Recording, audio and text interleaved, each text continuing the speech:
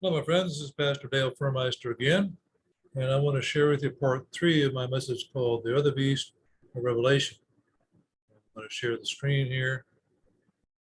Get that presentation going here again. You should be seeing that now. This is part 3, as I mentioned earlier. And so Revelation 11 has a beast that is largely ignored by most Seventh-day Adventists today. We look at the beast Revelation 13 a lot, and the other beast, both the sea and the land beast a lot. We talk a lot about that. But this is one we kind of ignore. As a little bit of a review here, where we've been before in the last 2 sessions, we know that in Revelation 11, we find these 2 witnesses were slain, which represents the Bible being outlawed at that time. And Jesus, in the person of his people, is slain in great numbers. The city referred to here is France during the French Revolution. Therefore, the French Revolution is the focus of this prophecy. And why is this important? Well, of course, first of all, we have to understand this is the French Revolution, according to Ellen White, of course. Great controversy, page 269. But again, why is this prophecy important? As Ellen White says in the book Education, page 227 to 28, the worldwide dissemination of the same teachings that led to the French Revolution, all are tending to involve the whole world in a struggle similar to that which convulsed France. And so today I'm going to talk about that struggle and how it's predicted, prophesied actually, in Daniel 11:40. Now, in our last session, we noticed that the same teaching, these teachings are the teachings of Jean-Jacques Rousseau, basically. But Jean-Jacques Rousseau not only influenced the Jacobins, or the Jacobin Club, who led out the French Revolution, but he also influenced Karl Marx quite a bit, as well as some others did as well. And so these teachings that Ellen White talks about are the teachings of Karl Marx, which are very widespread today. Anywhere there's a communist or socialist country, they're following his philosophies. And so these are the world teachings that involve the whole world in a struggle. And that struggle is talked about, I believe, as in Daniel 11:40, where it says, at the time of the end, the king of the south shall attack him. The him here, in the context of where we're at in Daniel 11, is the king of the north. And of course, the king of the north shall come against him, being the king of the south, with the chariots, horsemen, and many ships. And he shall enter the countries and overrun them, pass through. I'm going to unpack all this piece by piece here today. Now, who is this king of the south? To understand how Daniel 11 is set up and how it describes things, we have to understand that when Alexander the Great died, he left his vast kingdom to 4 generals: Cassander, Lysimachus, Seleucus, and Ptolemy. This is kind of how it's divided up on a map. Now, eventually, as we go through Daniel 11, Cassander or Lysimachus become a part of the Seleucid Empire. So there's really just now 2 kingdoms now. There's the king, the Seleucids, which is the king of the north, because it's all in reference to where Israel is. They're to the north of Israel. And then we have the king of the south, which is the Ptolemies, or the Ptolemaic kingdom. And so that's the 2 main players in Daniel 11 as it goes through the first about 20 verses or so, 29 verses. Now, when Rome comes along and becomes the king of the north, because they take over all this territory here, now we just have 1 player, don't we? There's no more Ptolemies, because the Ptolemies have been swallowed up by the Roman Empire, the king of the north. The last leader there, probably like, what's her name, the lady, can't think of her name. Anyway, Cleopatra, yeah, which is part of the prophecy, by the way. So right about verse 29 or so, the king of the south disappears for that reason. There's no more king of the south. There's only the king of the north. That's all that's left. And as we go through the chapter, of course, that starts out as imperial Rome, and that becomes papal Rome.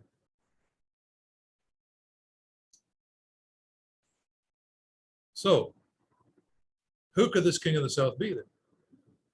Because he disappeared for a time, and now he's back. If you look at a lot of commentaries today, you get something like this. Perhaps the best we can say is that since these events are still future, we will recognize them when they take place before our eyes. No, that's okay, I guess. And this is the commentary, by the way. I was given a study in Amazing Facts of the AFCO program, and when I first read this, I thought, well, okay, but maybe I can kind of look at this a little bit and see if that'll help me sort this out a little better. And it's helpful to understand when this happens. So let's look at some time context here. This happens at the time of the end. Notice the time of the end. We're living the time of the end, right? But it depends on how you want to define it. You know, the time of the end is not a specific date.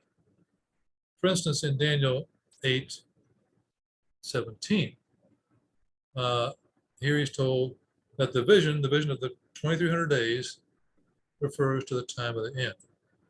So that's 1844 or thereabout. But then again, it's not a specific date.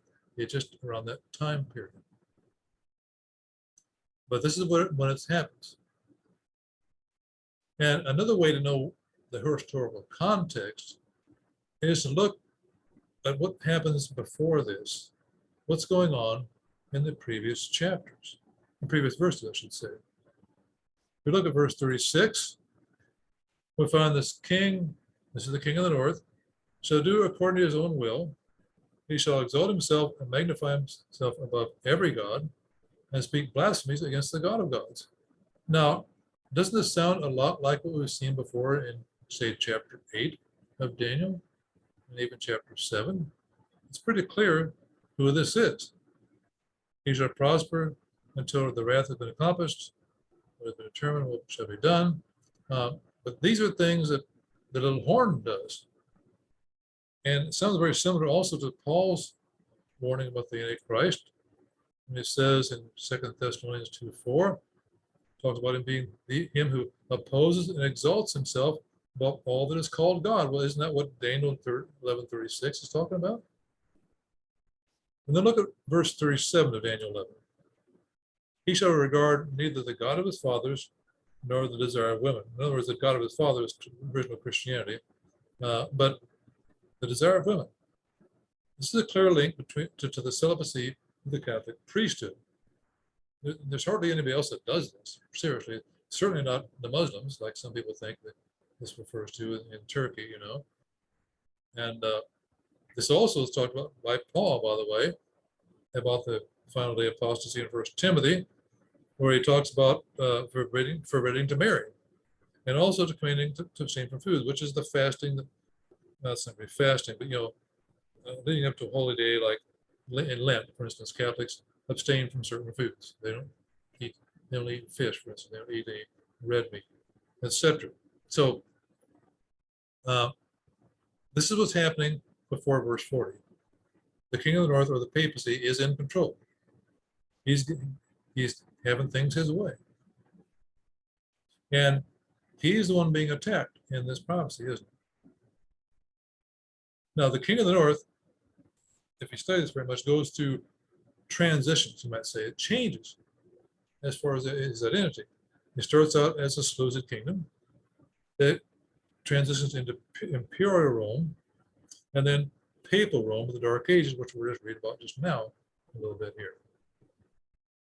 And that is the one that's being attacked, because that's the last identification of the king of the north there. So the question now is, who's going to attack the king of the north in the last days, more specifically around 1798 to 1844? Who's this king of the south? One of the most important things I've learned at AFCO, Amazing Facts, was that our prophetic interpretation should be consistent with all the other prophecies we're dealing with. So it produces a consistent narrative for us to follow. Now, if Egypt was the king of the south before, then Egypt should have something to do with who this is, even if it's only symbolically. Just like the papacy is not the Seleucid kingdom anymore, but they still they could be considered Babylon in the last days, and Babylon was to the north of Israel. So if Egypt is the king of the south before, how does Egypt play into this king of the south now? As I was contemplating this at AFCO, God led me to, of all places, Revelation 11, what we talked about earlier in our earlier presentations. And here it says that the great city where the witnesses were slain is spiritually called Sodom and Egypt. I looked at that. There's the key I'm looking for, Egypt. And does this happen in the last days? Yes, it does. The French Revolution happens in what's what we call the time of the end. And so what has been the result of this revolution? That's why I've talked about this in previous episodes here, so we'd have this established. Well, the result of the French Revolution was communism, socialism. And we also know at the time of the end, more specifically 1843, Karl Marx moved to France, studied there at the University of Paris, and first became a revolutionary, began to associate, declared himself a communist there, even though he'd already been leaning that way, and reading up on Jean-Jacques Rousseau and these others that led him into these errors here, you know. And 5 years later, he writes the Communist Manifesto. And I would suggest, my friend, this is when this battle begins. This is when this attack begins at the French Revolution. And this war is still going on. That's the important thing for us to understand today as Christians. This war is still going on. This attack is still going on. It didn't end with the French Revolution, the capture of the Pope in 1798. It's been going on ever since. Certain leading thinkers of today who have a biblical worldview will tell you that. Dennis Prager, for instance. Anyone who thinks about the current civil war in America comes to realize that it is, in large part, large measure, a war between the religious and the anti-religious. In other words, this is a war between Christians and those who are anti-Christian, the socialists, the communists, the Marxists of today. This is the war against what we call today, prophetically, spiritual Babylon. Christians were corrupted by the doctrines of Rome. And how is that defined by Ellen G. White? Well, the term Babylon, confusion, may be appropriately applied to these bodies, all professing to derive their doctrines from the Bible, yet divided into almost innumerable sects. That's why they're Babylon, they're confusion, with widely conflicting creeds and theories. I've talked to Christians out there and they say they're confused. That's what Babylon means. And they're confused because they're drinking the wine of spiritual Babylon, and they're worshiping the first beast. And the location of Babylon in ancient times is significant as well, because if you look at this map again, this little blue dot that I put up here is right where ancient Babylon would have been, right there amongst the original king of the north. So an attack on the north now includes all of apostate Christianity who's following the papacy's doctrines. They're in confusion. They're following the Pope's Sunday, the day of worship. So, and by the way, we as Adventists don't necessarily escape this attack, because in the minds of a communist or a socialist or a Marxist, if you're following the Bible, you're the enemy. And so we can be attacked by this entity as well, this king of the south. As I mentioned earlier, many thought leaders today recognize this battle, this war, this attack of Daniel 11:40. Here's an interview by Douglas Murray, who recently wrote a book called The War on the West. That's what we have to say about it. Technical, in some sense, terminological. It might be regarded as a pretty inflammatory title, The War on the West, and maybe we'll start with that. What do you mean by war? And why use that term? Essentially, I did think I thought you were going to start with the West, which is Well, we'll do that next. a really knotty one to untangle. Yeah, well, we'll do that next for sure. War, because what I say in the book is that this is what we've been going through. We're going through a war on everything to do with the foundations of the West, everything to do with the results of the Western inheritance. And when I say that, of course, I mean the war, as I do it bit by bit, on Western history, a war on Western peoples, a war on Western culture, a war on Western religion and philosophy. This is a position that I argue that we've come to in the present age, where everything is bad if it came from us, let me say. Okay, so there's a war in the West, as this man says, and he's right. I mean, anybody who's been paying attention knows this is true. What is unique about Western culture? Among all other cultures of the world, what is unique?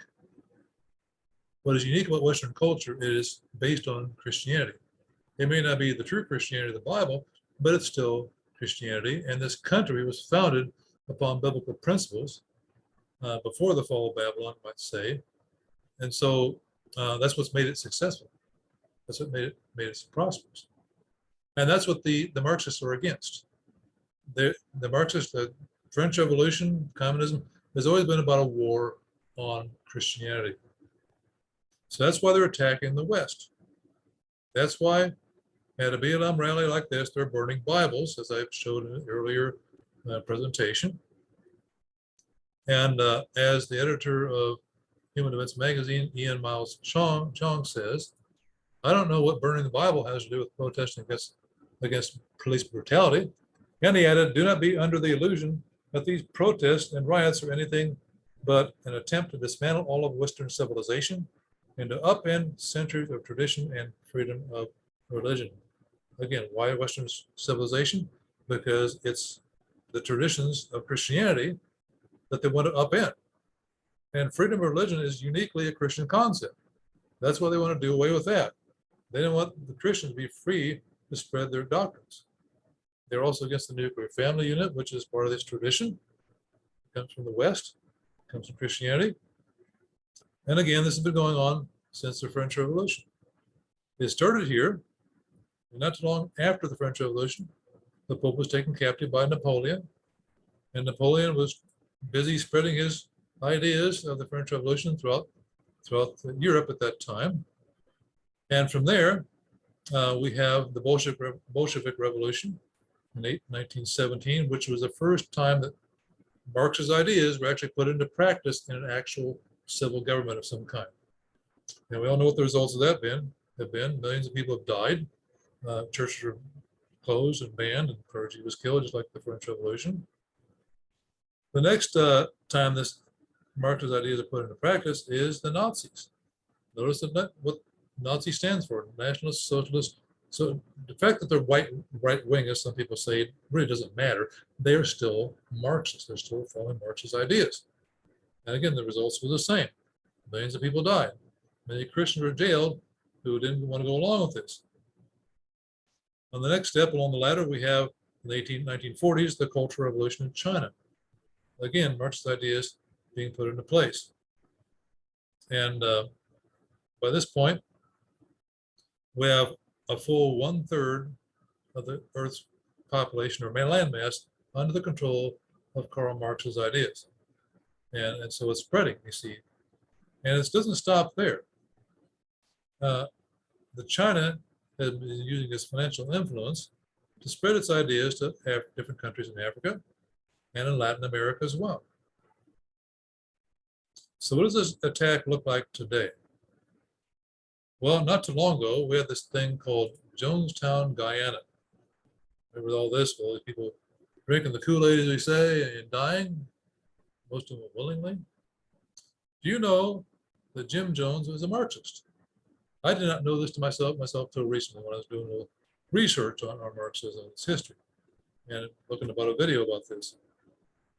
In Wikipedia, Jones says Jones became increasingly vocal in his rejection of traditional Christianity, which you could say is the West, and promoting a form of communism he called apostolic socialism, and making claims of his own divinity. Let's face it, all leaders of communist countries think they're divine. They think they're God. You know, that's why they reject Christianity. You can't have a rival God around when you want to be God. Now, why you don't hear about this in the media? Because the media is favorable towards socialism. So they never report anything negative about a socialist such as Jim Jones. We know today, I covered this earlier, Black Lives Matter founders are trained Marxists by their own admission. And one of their objectives is to do away with the nuclear family unit. They took that off the website, but it was there for a while. So they are also in perfect harmony with Karl Marx, and they're carrying on this war. So is Antifa. So this is what the war looks like right now. This is the attack on the King of the North. To really see how this attack is being played out, though, I want to share some thoughts with the book published by Cleon Skousen called The Naked Communist.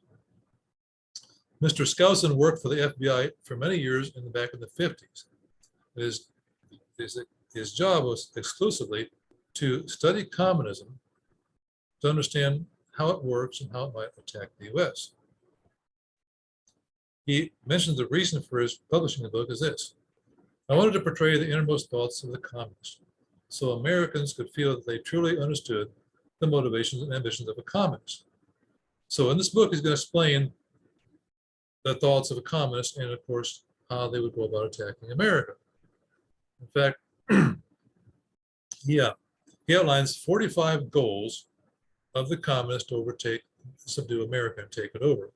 It was thought to be so important that it was read into the congressional record in 1963.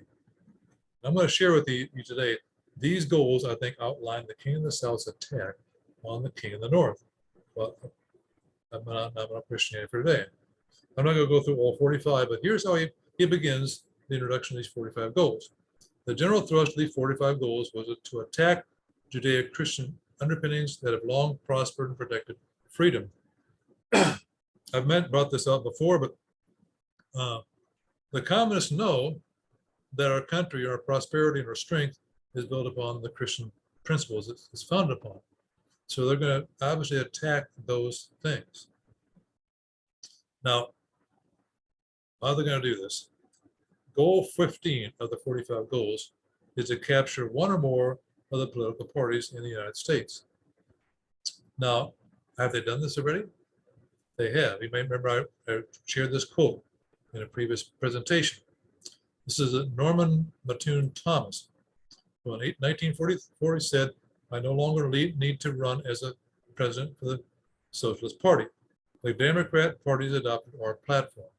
So according to his own words, the Democrat Party has adopted the Socialist Party platform. And to be fair, I think some Republicans have as well. They're called rhinos. But this has become a part of our culture, our political culture today. So this one we can check off. They've done this already in their attack on the King of the North. Number 17, get control of the schools. Use them as transmission belts for socialism and current communist propaganda. Soften the curriculum. Get control of a teachers association, which they have. And put the party line in textbooks. Getting control of the schools is foundational for them because they can turn out little communists at an alarming rate, which they are. And it allows them through the schools to infiltrate other things on the list, which we'll get to later on. An example of the party line being put in the textbooks is a very popular history book today called A People's History of the United States by Howard Zinn. It's the highest selling history book ever in the history of our country. But it's full of lies about our country. It's called historical revisionism, designed to make kids hate their own country and want to change it through revolution. As far as being transmission belts for communist propaganda, Kirk Cameron recently made this observation. If we want the best for our kids, we can't outsource parenting for 40 hours a week. Well, they turn our children into little Marxists. This is what's happening. This is why socialism is becoming important. Why Bernie Sanders can be very popular, because our schools are making kids favorable to his philosophies. So we can also check off number 17 here.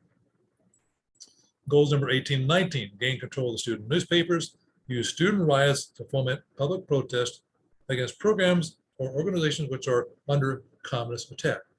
Remember the riots of the 60s on the college campuses around across the USA? Yeah, these are the people running our country right now. They graduated and now they're Bill and Hillary Clinton are a good example of these people who are the hippies of the 60s, and now they're in power. And so you can see why controlling the schools is important.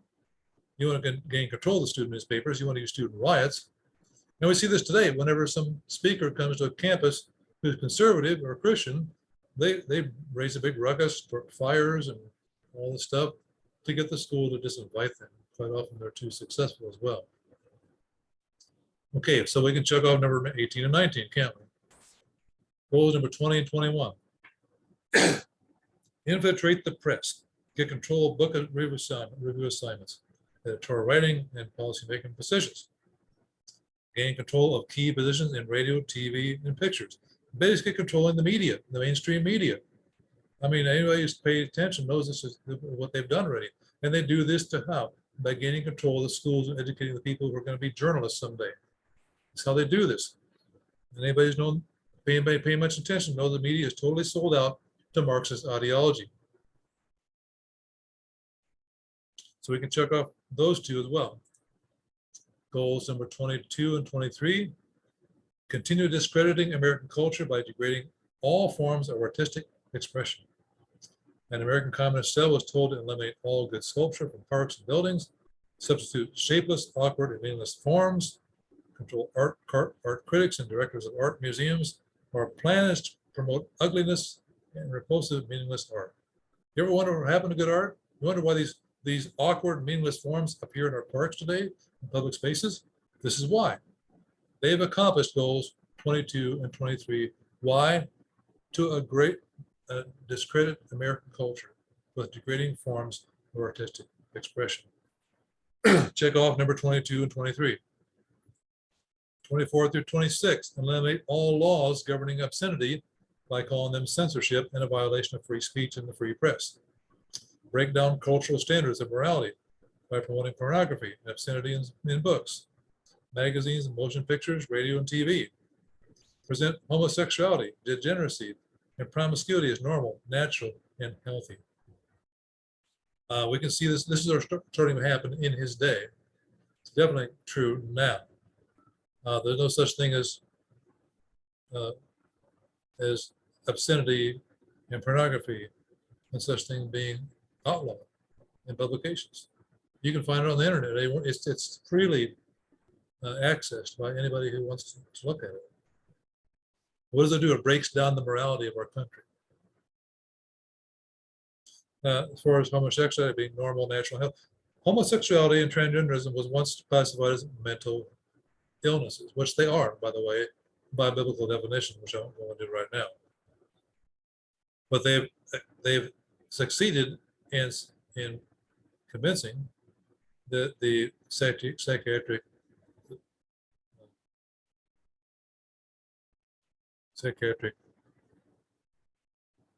community that this is normal, natural, and healthy. It's not a mental illness anymore. So we can check off numbers 24 through 26, can't we? Number 27, infiltrate the churches and replace revealed religion with social religion.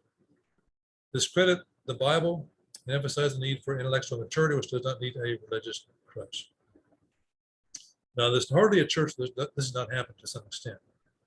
Revealed religion is the religion revealed in the Bible.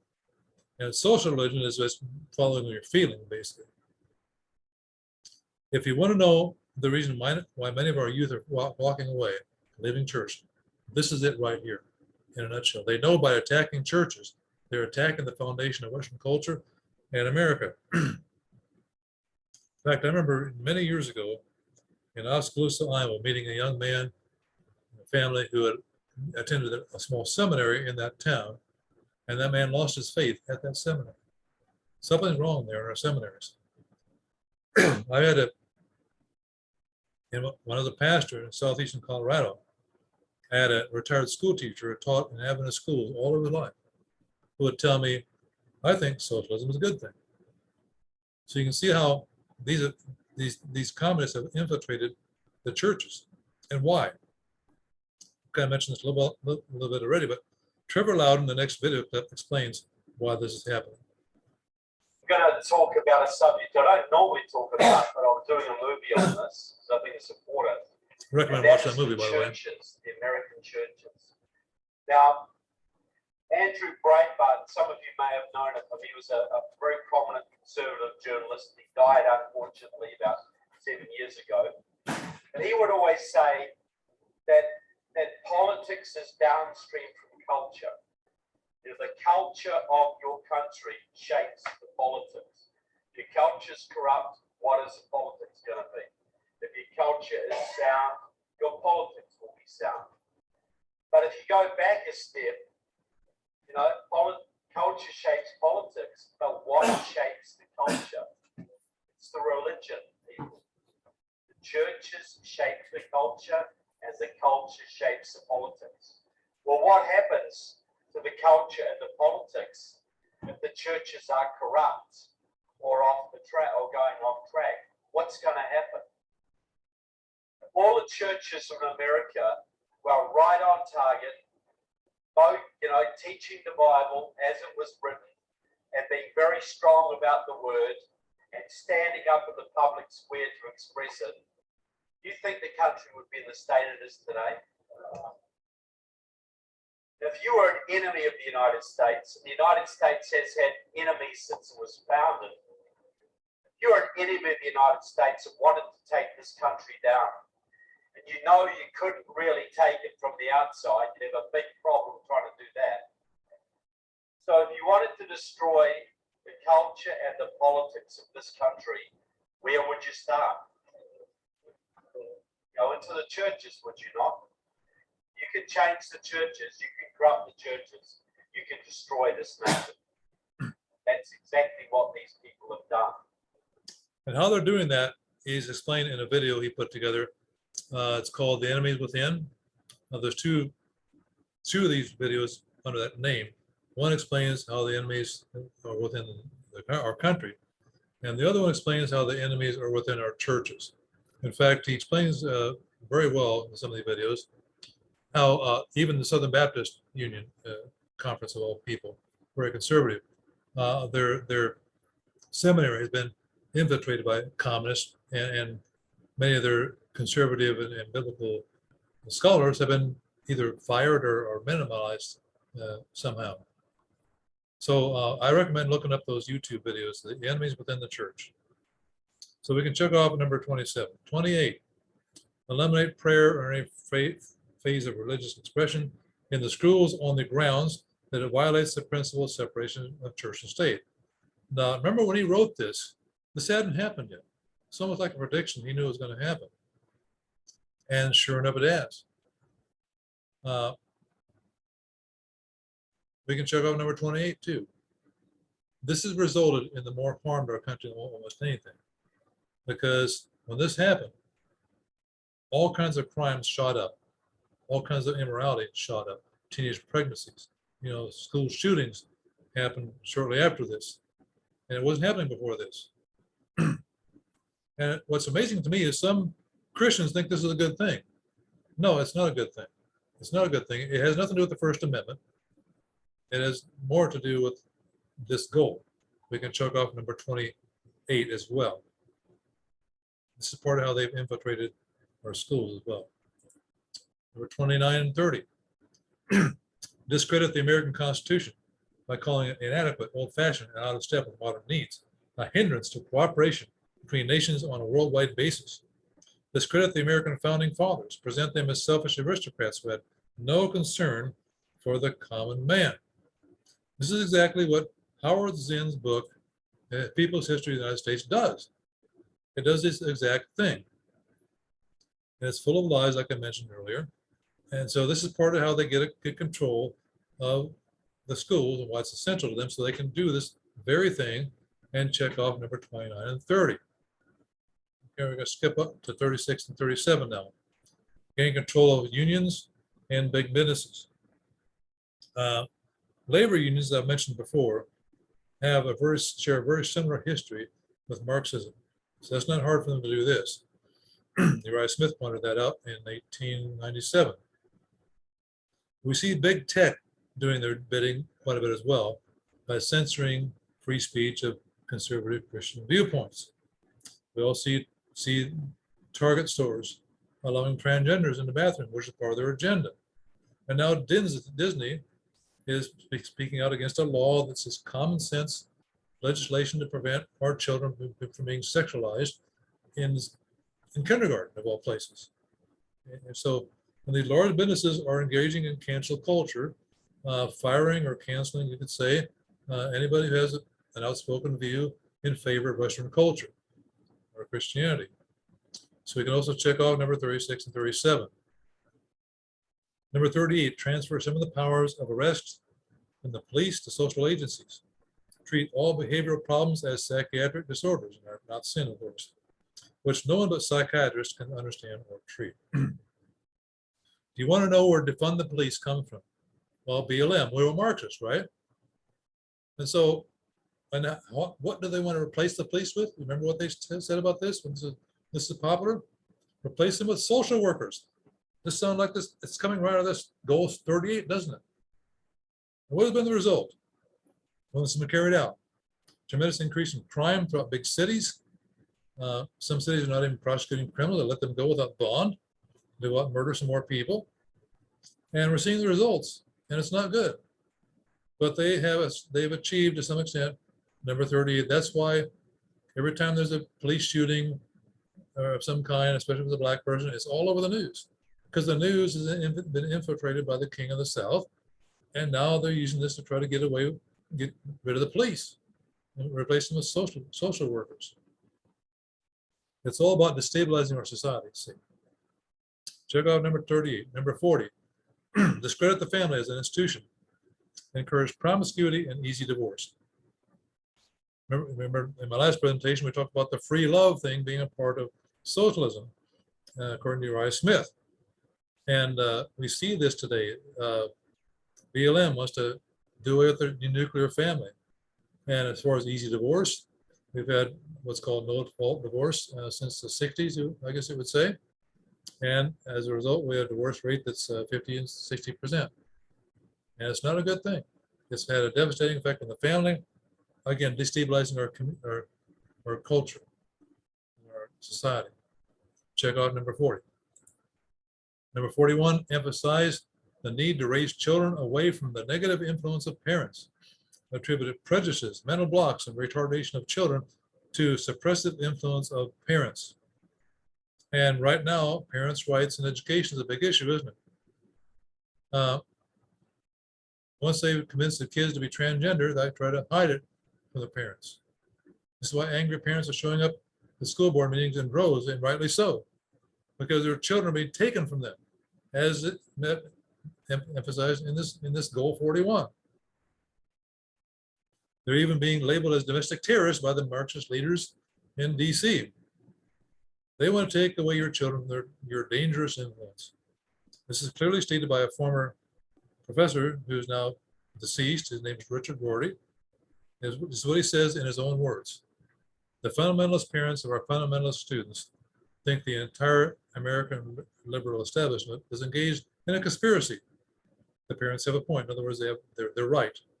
We are going to go right on trying to discredit you in the eyes of your children, trying to strip your fundamentalist religious community of dignity, and trying to make your views seem silly rather than discussable.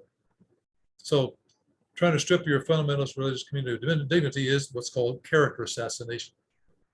They engage in this regularly in college classroom today. And by stripping your views of any semblance of discussability, they basically take the discussion away. And why do they do this? Why do they want to make your views seem silly rather than discussable? Because the discussion, an open and fair debate will reveal the fact that their ideas are flawed and will not work in the realm of reality. That's why I try to do this. But main point here, they're carrying out goal number 41. Goal 41, we can check that one off as well. Goal number 42, create the impression that violence and insurrection are legitimate aspects of the American tradition. The students and special interest groups should rise up and use united force to solve economic and political and social problems. This is Marxism 101, about carrying out revolutions like in Russia and in China and other places. And we see this, when the Antifa and BLM riots were going on, and Chaz was a separate and autonomous state for a time there in Washington. The police were told to not do anything about this, stand down by our Democratic and socialist leaders. And now it seems to be okay to protest and intimidate Supreme Court justices using violence to influence their decision. Marxism is around us on every side, hasn't it? And it's on our shores. It's happening right now. This attack of the king of the South is in full-fledged. It's full on. We see this with Antifa and Black Lives Matter. We see this with cancel culture, the LGBTQ agenda, transgenderism. It's all designed to destabilize our society. Feminism is, as I mentioned in the previous presentation, is a part of the socialist agenda. And finally, social justice. Conrad Vine has a presentation on this. You ought to watch that. The connection between social justice and Marxism. Critical race theory is basically Marxist critical theory applied to race. It's no different. It just has a different target. Global warming is a hoax designed to, again, bring down the West. And labor unions, as mentioned earlier, are a part of the socialist agenda. And we found last time that Uriah Smith has a lot to say about that last one as well. Now, Ellen White, regarding all this, says, those who claim to be children of God are in no case to bind up with labor unions that are formed and shall be formed. The Lord forbids this. Look what she says here in the highlighted portion. Cannot those who study the prophecies see and understand what is before us? What prophecy is he talking about? The very ones I'm talking about today. This attack by the king of the South is using labor unions, amongst other things, to bring down Christianity.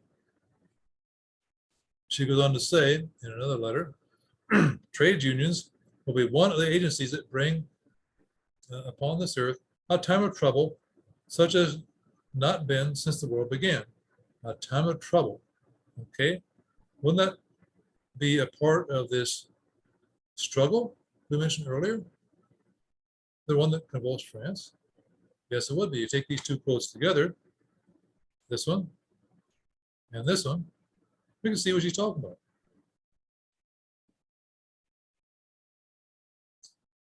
As we look around the world today, here's a world map of how far the king of the South is in control of various countries in our world today.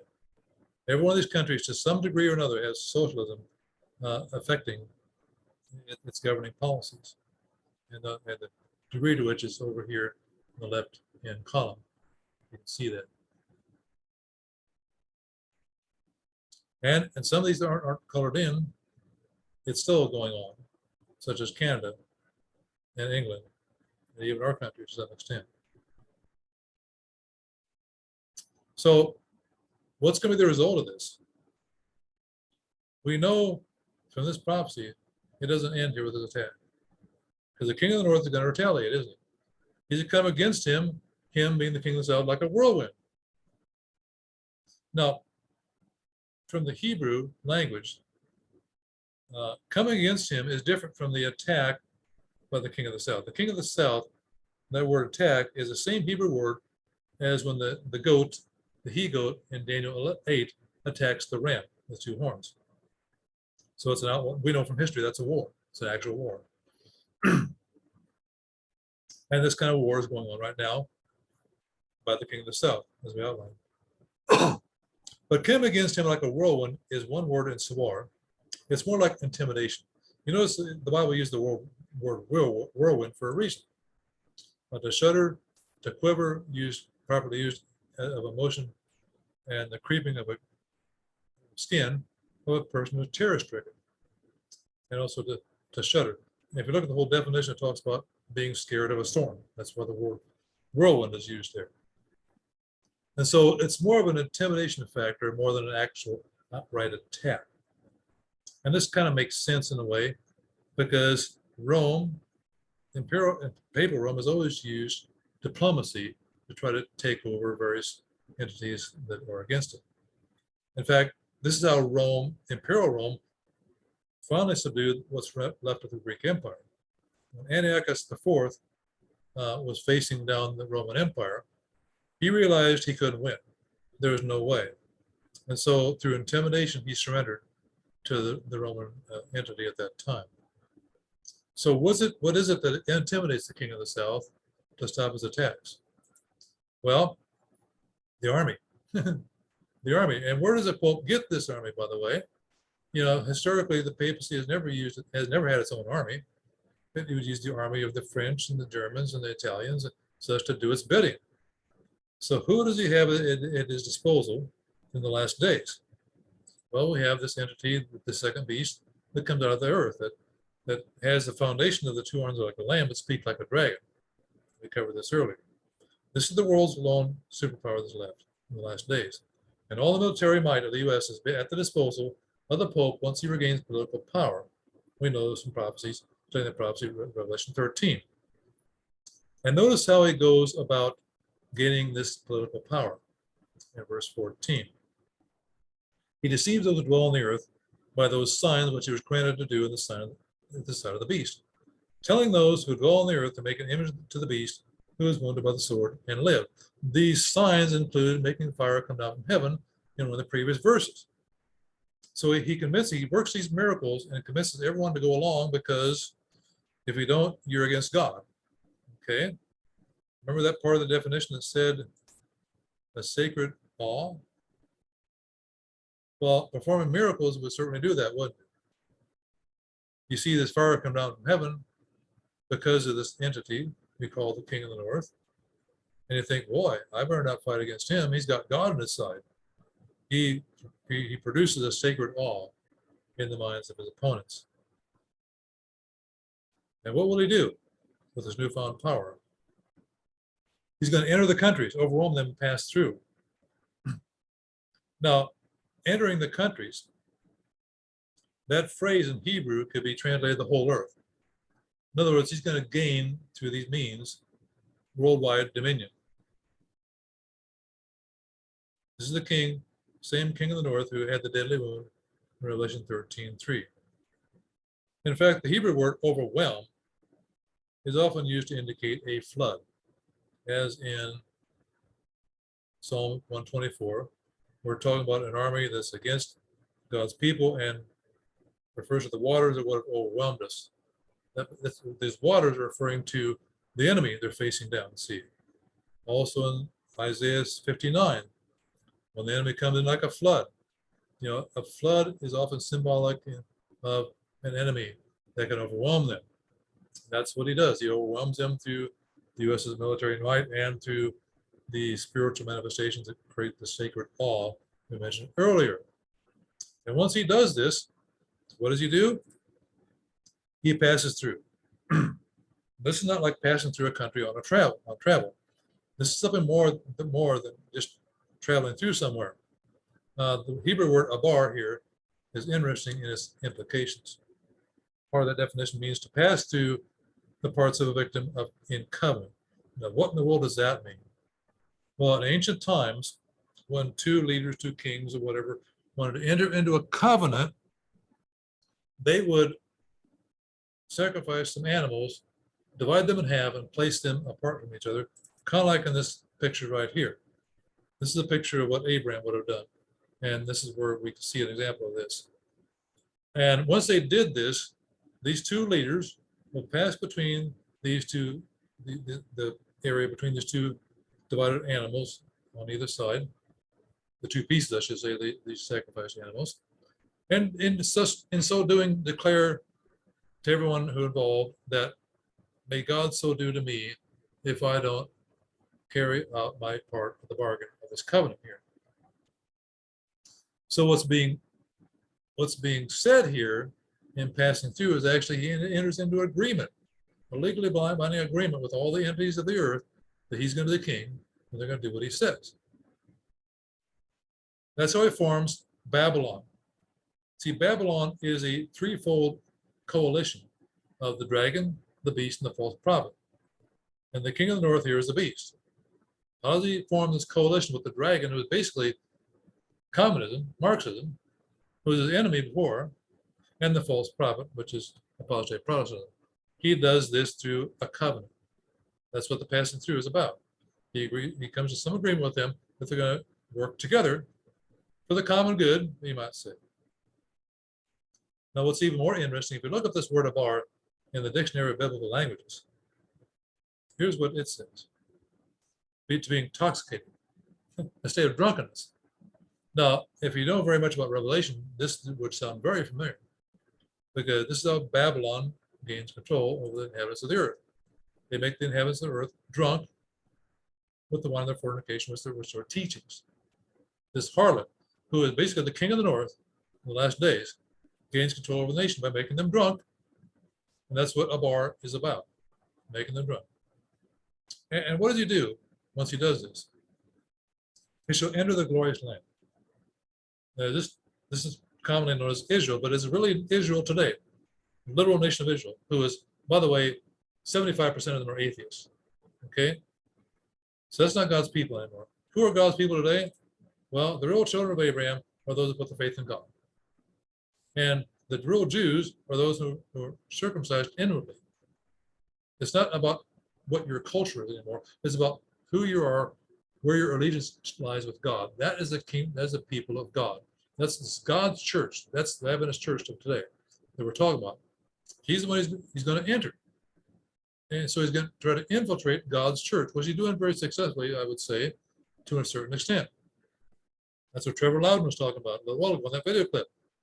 And what does he do as a result? What happens as a result? Many here shall be overthrown. Now, the word countries here is not in the original Hebrew text. So basically, it literally reads, many shall be overthrown. What does it mean to be overthrown? To stumble, to fall away from God. The king of the north is going to succeed in overcoming some of God's people and making them fall away from the truth. And this is very clearly predicted by Ellen White in the book Great Controversy. As the storm approaches, the last days, a large class who have professed faith in the third angel's message, but have not been sanctified by the truth, in other words, not really converted, abandon the position and join the ranks of the opposition. Why do they do this? By the uniting with the world and partaking of its spirit, being taken over by ideas of communism and socialist thought, which is being taught in many colleges today. They have come to view matters in nearly the same light. In other words, they've adopted somewhat of a secular worldview. And when the test is brought, they're prepared to take the easy, popular side. Why is this happening? Why does this happen? Because he enters the glorious land, God's people, and causes many to be overcome, to be overthrown, to stumble away from truth. So the king of the north is going to be called, be on guard, my friend. If you're one of God's people, you need to be on guard for this. The king of the north is coming for you. They'll be lost in the end. And then it mentions here about Edom, Moab, and Ammon. They escaped from his hand. And why did they escape from his hand? Well, let's identify who this is, by the way. As I studied this a while back, I decided to look into what's the common thread, commonality between Edom, Moab, and Ammon. What are the backgrounds of these cultures? Edom, the country of Edom, was founded by Esau. Esau was one of the sons of Isaac, who knew the truth, didn't he? He knew what the Bible said, he knew the scriptures, knew about Abraham, but he decided not to follow that. What about Moab and Ammon?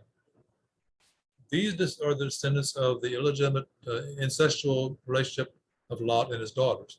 You may recall after the destruction of Sodom and Gomorrah, Lot's daughters decided, hey, we have nobody, our husbands are gone, they're killed in the fire. We're not going to have any children to pass on our heritage. So let's get our dad, Lot, drunk and even have sex with us, and we'll have children. And that's what happened. They became the nations of Moab and Ammon. Now, Lot, of course, also knew the Abrahamic truth of the gospel, as taught by Abraham. He knew the truth of scriptures, but he obviously joined with Sodom for a time and kind of lost his faith to some extent. And so what's common about all three of these entities that they once had a knowledge of the truth, but they fell away. This is a good representation of apostate Christianity today. People who have the scriptures, have every opportunity to know what the truth is of the scriptures, but they turn away for whatever reason. So, and why do they escape from his hand? Because he's already got them in his back pocket. He doesn't need to overthrow them. They're already overthrown. So why should he bother with them? So let's sum things up here a little bit and do some summary to draw this to a close. This Daniel 11:40 and 41 tells us that Marxism will be prominent in the last days. And it's going to be attacking anything it calls Christian, whether it's real Christians or not.